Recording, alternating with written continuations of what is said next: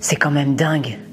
Depuis toutes ces années qu'on me recherche, toi, ça y est, t'es devant moi. Tu dois être fier de toi.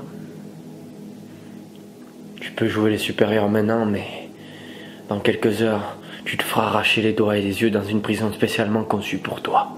Juste avant que j'ai la satisfaction de te voir sur la chaise électrique. Les doigts. Je crois que j'aimerais passer aux aveux.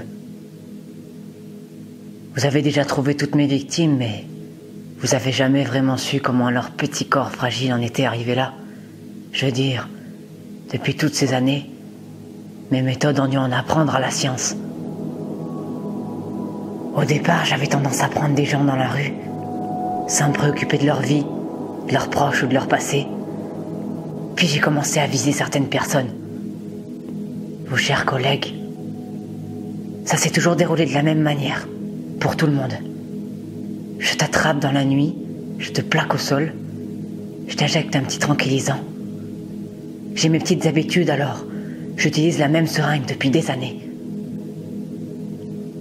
Ensuite, je te ramène chez moi. J'ai une cave sombre et glauque qui rappelle les vieux films que je regardais avec mon papa. En général, je laisse la personne s'habituer au lieu quelques jours. Là, on va rentrer dans la partie de l'histoire que je préfère. Je vais chercher mon chalumeau. Je t'attrape. Je te mets à plat ventre. Je mets un genou sur ta nuque. Je retire ton pantalon, puis tes sous-vêtements. J'allume le chalumeau. Je l'approche délicatement de l'anus. Je vois alors la peau se flétrir, des pustules apparaissent. Un liquide suinte le long de la chair noircie.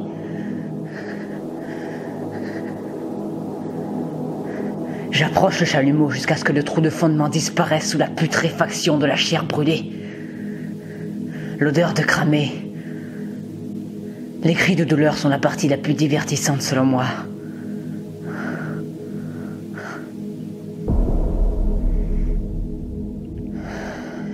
Ensuite, je m'en vais. Je te laisse là dans ton sang. Puis je reviens quelques heures après. Je nettoie la plaie, je désinfecte et je mets un bandage. Un peu d'eau et de nourriture. Et je te laisse là pour plusieurs jours. Quand je reviens, je m'assure que le trou du cul soit bouché. Inutilisable. Et je viens de servir un bon repas chaud. Et tous les jours, je vais venir avec de bons petits plats. Parfois de la langue ou des pieds de porc, du boudin. Chaque fois, c'est une nouvelle saveur qui vient s'accumuler dans ton estomac, puis dans tes intestins. Mais tes excréments ne peuvent plus s'échapper. La voie est bouchée. Alors, comme par magie, avec les jours qui passent, le ventre finit par gonfler. Tu as un mal constant terrible à l'estomac. Et puis, lorsque je considère cette partie du travail achevée, lorsque le corps est déformé, je reviens te voir. Je frappe si fort ton ventre, avec toute la rage que j'ai pour l'humain. Je frappe jusqu'à ce que quelque chose craque et que ton corps devienne mou à cet endroit-là. À cet instant, tes intestins se déchirent et toute la matière fécale se déverse dans ton corps. Tous ces déchets, accumulés avec les jours, ne font qu'un avec le reste de tes organes. Durant ce processus, j'aime rester avec la victime jusqu'à la fin, jusqu'à la mort. Les entendre appeler « Maman !» Les voir se recroqueviller sur eux-mêmes en s'étouffant dans leur sang, bougeant les membres dans tous les sens parfois, écoutant leurs plaintes terribles me caresser les oreilles.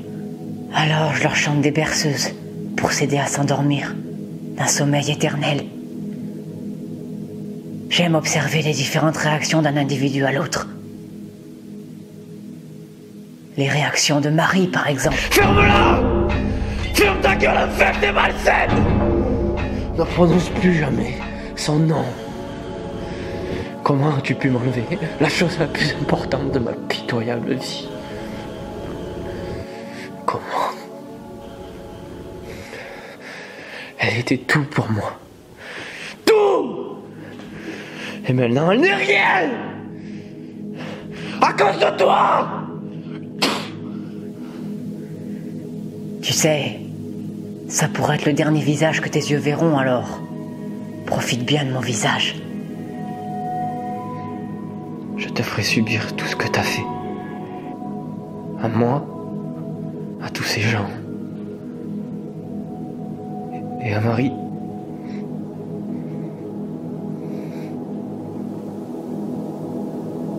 Nous verrons.